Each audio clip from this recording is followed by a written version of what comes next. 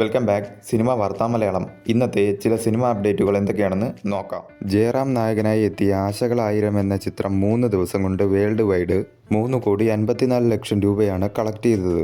കേരളത്തിൽ നിന്നും 2,46,00,000 രൂപയും കർണാടകത്തിൽ നിന്നും 29 ലക്ഷം രൂപയും തമിഴ്നാട്ടിൽ നിന്നും 16 ലക്ഷം രൂപയും റെസ്റ്റ് ഓഫ് ഇന്ത്യയിൽ നിന്നും 10 ലക്ഷം രൂപയുമാണ് കളക്ട് ചെയ്തത്.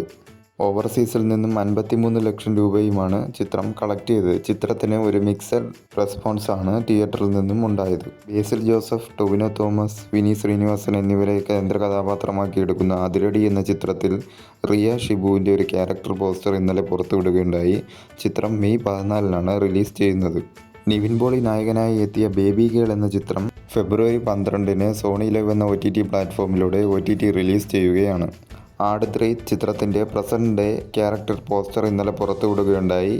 മാർച്ച് 19 റിലീസ് ചെയ്യുന്ന ചിത്രത്തിന് വലിയ പ്രതീക്ഷയോടെയാണ് ആരാധകരും പ്രേക്ഷകരും കാത്തിരിക്കുന്നത്.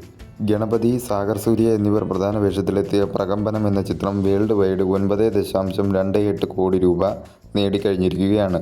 ചിത്രം കേരളത്തിൽ നിന്നും 6.28 കോടി രൂപയാണ് നേടിയത്.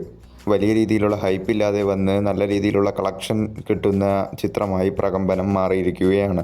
അമൽ നീരദ് സംവിധാനം ചെയ്യുന്ന പുതിയ ചിത്രം ബാച്ചിലർ പാർട്ടി ഡീലക്സ് ചിത്രത്തിൻ്റെ ഷൂട്ടിംഗ് എറണാകുളത്ത് ആരംഭിച്ചിരിക്കുകയാണ്. കുറച്ച് നാളുകൾക്ക് ശേഷം വീണ്ടും ഒരു അമൽ നീരദ് ചിത്രം തിയേറ്ററിൽ കാണാമെന്ന പ്രതീക്ഷയിലാണ് ആരാധകരും പ്രേക്ഷകരും. ജിത്തു ജോസഫിൻ്റെ സംവിധാനത്തിൽ ബിജു മേനോൻ, ജോജു ജോർജ് എന്നിവർ മുഖ്യവേഷത്തിലെത്തിയ വലതുവശത്തെ കള്ളൻ എന്ന ചിത്രം വേൾഡ് വൈഡ് 7.45 കോടി രൂപ നേടിയിരിക്കുകയാണ്. ചിത്രം ബോക്സ് ഓഫീസിൽ ഒരു ബിലോ ആവറേജ് പെർഫോമൻസാണ് കാഴ്ചവെച്ചുകൊണ്ടിരിക്കുന്നത്.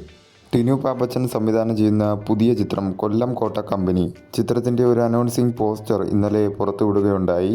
ആവേശം ചിത്രത്തിൻ്റെ 2ാം ഭാഗം കൺഫേം ചെയ്തിരിക്കുകയെന്ന് ഫഹദ് ഫാസിൽ. ചിത്രത്തിൻ്റെ മറ്റ് അപ്ഡേറ്റുകൾ ഉടനെ തന്നെ വരുമെന്നാണ് അറിയാൻ കഴിഞ്ഞിരിക്കുന്നത്.